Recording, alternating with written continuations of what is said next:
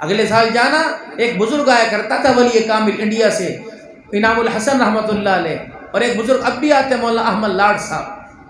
مولانا احمد لاڈ صاحب حضرت انعام الحسن رحمۃ اللہ علیہ کی خانقاہ میں 30 سال تک جو پورے پاکستان دنیا سے ڈاک آتی تھی حضرت کی خدمت میں پہنچایا کرتے تھے. اس وقت ڈاک لے کے عصر کی نماز کے بعد گئے جب صوبہ بہار اور گجرات کے حالات خراب تھے. سکھوں نے مسلمانوں پہ دعویٰ بولا تھا، اور جس طرح آج اسرائیل نے فلسطین کے اوپر دعا کرو اللہ ان کی حفاظت فرمائے. حج مولانا انعام الحسن صاحب رحمۃ اللہ علیہ اپنے ماتھے پر ہاتھ رکھ کے لیٹے ہوئے تھے. مولانا احمد لاڈ صاحب آگے بھائی السلام علیکم. وعلیکم السلام. ڈاک لائے ہو؟ لائے. پڑھ کے بعد میں سنائیو. پہلے یہ بتا گجرات کے صوبے کے حالات کیسے ہیں، اور جو مسلمانوں پہ ظلم ہو رہا کمی آئی؟ کہا نہیں حضرت پہلے سے زیادہ قتل و غارت ہے. حضرت اٹھے اور رونے لگ گئے. فرمایا پتہ کس کی وجہ سے ہو رہا ہے؟ یہ سارے کا سارا انعام الحسن کے گناہوں کی وجہ سے ہو رہا ہے، میری وجہ سے. آج فلسطین کے اوپر حملہ ہوا میری وجہ سے، کیونکہ میں نے اسرائیل کے یہود و نصارہ کے کردار کی، ان کی صورت کی مذمت نہیں کی. ہمارے ہاں یہ میک ڈونلڈ کے بڑے بڑے بورڈ لگے ہیں. پرسوں ترسوں ساتھی بتا رہے تھے، کلپ آیا، انہوں نے کہا کہ ایک بندے کا کھانا پورے میک ڈونلڈ میں فری لے لو. ایک بندے کا کھانا، نہ ڈالر نہ پیسہ نہ ریال نہ دینار، کچھ نہیں لیں گے. 3 فلسطینیوں کو مار دو، ایک بندے کا کھانا کھا لو میرا.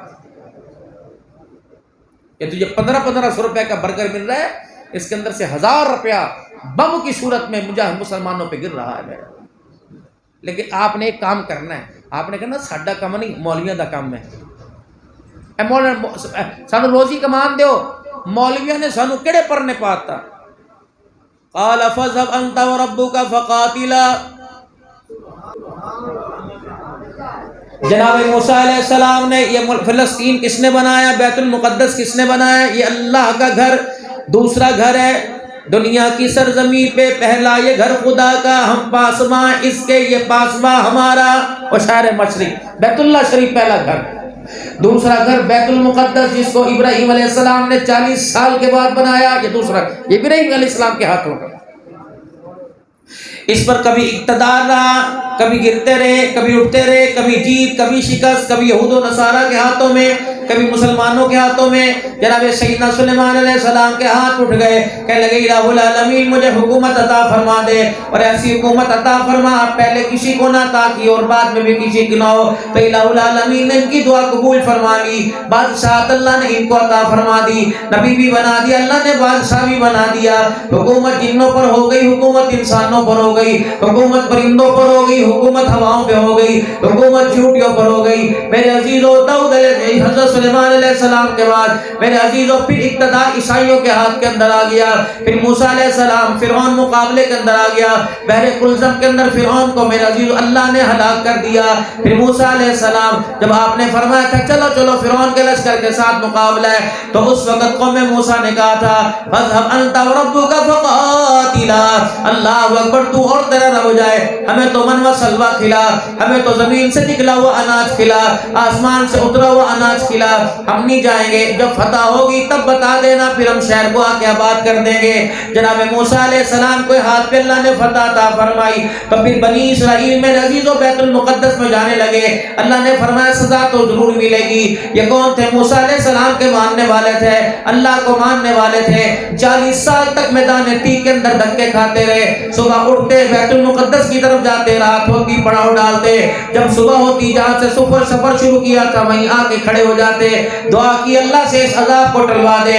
مالک کائنات کی طرف سے پھر معافی مل گئی، پھر داخل ہو گئے. اور پھر کر فرمایا تھا بیت اللہ یہاں اس گھر کے اندر جب داخل ہو گئے تو سروں کو جھکا کے دعا کرنا اللہ اکبر، اور کہنا اللہ سے رزق مانگنا. یہ کہنے لگے حنطۃ شاۃ حنطۃ شاۃ، ہمیں اللہ سے گندم نہیں چاہیے، ہمیں تو سٹوں سے گندم چاہیے. اور گردن اکڑا کے پھر اللہ کی پکڑ میں آ گئے. پھر اللہ جل شانہ نے جناب داؤد علیہ السلام کو بھیج دیا. اس وقت دنیا کے اندر میرے عزیزو جالوت بادشاہ تھا، بڑا جابر بادشاہ تھا. حضرت طالوت علیہ السلام کو اللہ نے 360 یا 350 کا لشکر دے کے جالوت کے سامنے بھیج دیا. یہ جالوت داؤد علیہ السلام کے سامنے آیا. تلواریں اس کے پاس تھی، کمان اس کے پاس تھے، ہتھیار اس کے پاس تھے، سامان اس کے پاس تھا. ادھر اللہ کا پاک پیغمبر اکیلا. آج ہمیں ایٹمی طاقت پہ ناز ہے، آج ہمیں میرے عزیزوں امریکہ اور IMF پہ ناز ہے، آج ہمیں NGO پہ ناز ہے. خدا کا پیغمبر خدا کی حکومت طاقت پہ ناز کر رہے ہیں. پتہ ادھر تیر تلوار لے کے کھڑے ہیں. اللہ اکبر. داؤد علیہ السلام ہاتھ کے اندر گوبیا لے کے کھڑا ہوا ہے. گوبیا سے ہٹ دو. گوبیا کیا ہوتا ہے؟ وہ دھاگے کے اندر جو پتھر لپیٹ کے مارا جاتا ہے، کھینچ کے نشانہ بنا کے. کبھی دیکھا ہے ایسا؟ پرانا دیکھا ہو، پرانے زمانے میں. وہ ایک کمان سی ہوتی ہے، دھاگے کے اندر پتھر لپیٹا جاتا ہے اور پھر نشانہ کیا. داؤد علیہ السلام کے پاس صرف یہ اور جالوت 60,000 کا لشکر لے کے سامنے کھڑا ہوا ہے. اور خود داؤد علیہ السلام تنہا کپڑوں کے اندر آئے. میرے عزیزوں پورا لوہے کا آہنی لباس پہن کے آیا ہوا ہے، آنکھیں ظاہر. میرا مقابلہ کرے گا؟ کہاں. بھروسہ اللہ کے. دیکھتا ہوں تیرے خدا کو. ڈیڑھ لگا اس سواری کو، یا پیدل دوڑتا ہوا آیا اور اپنی تلوار کی دھار سے داؤد علیہ السلام پہ وار کیا. آپ پھرتی سے اس کے وار سے بچے اور آپ نے جلدی سے اس گوبیا کو یوں کر کے نشانہ بنایا. نہ جسم کا بنایا، نہ دل نہ سینے کا بنایا، اس کی آنکھ کا بنایا. سیدھا وہ پتھر اس کمان سے گوبیا سے نکلا، اس کی آنکھ کے ڈیلے کے اندر گیا اور دماغ کے اندر جا کے پھنس گیا. داؤد علیہ السلام نے پتھر مارا، خدا نے اسے ایٹم بنا کر جالوت کو وہیں ہلاک کر دیا. پھر حکومت آ گئی. پھر بیت المقدس فتح ہو گیا. اب بیت المقدس رہا فتح. پھر دوبارہ شکست ہوئی. شکست میرے عزیزوں اس وقت ہونا شروع ہو گئی جب ہم نے اسلام بتایا کچھ اور دکھایا کچھ اور ہے.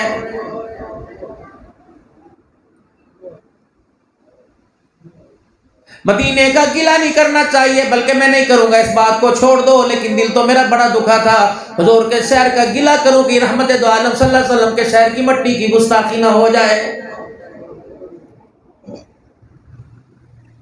اور آپ سمجھتے ہو کہ کیا گلہ؟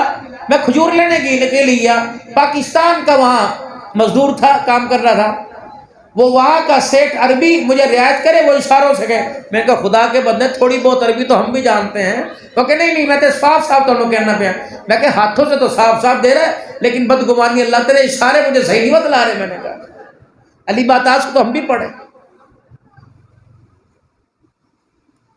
عمرہ کرنے کے لیے مدنی صاحب یہاں سے 3 مہینے کا ویزا لے کے جا رہے ہیں، 90 دن کا ویزا لے کے جا رہے ہیں اور وہاں کاروبار کر رہے ہیں. مجھے 36 دفعہ ویل چیئر چلاتے ہوئے حضرت جی ایک مسئلہ پوچھنا ہے. میں نے کہا خدا کے حرم میں 2 نمبری نہیں کروں گا.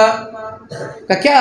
میں نے کہا کیا بات ہے؟ کہ 90 دن کے ویزے پہ آئے صرف عمرہ کرنے کے لیے اور یہاں روزانہ عمرہ کراتا ہوں، اللہ اکبر، احرام باندھ کے عمرہ کراتا ہوں. میں نے کہا پھر کب پکڑے گئے تو سیدھے پاکستان جائیں گے، ورنہ اللہ اکبر 80 دن پورے کرنے کے بعد پھر واپس چلے جاتے ہیں اور پھر دوبارہ 90 دن کے لیے آ جاتے ہیں. میں نے کہا پھر یہ عمرہ تھا نہ ہوا تیرا کاروبار ہوا.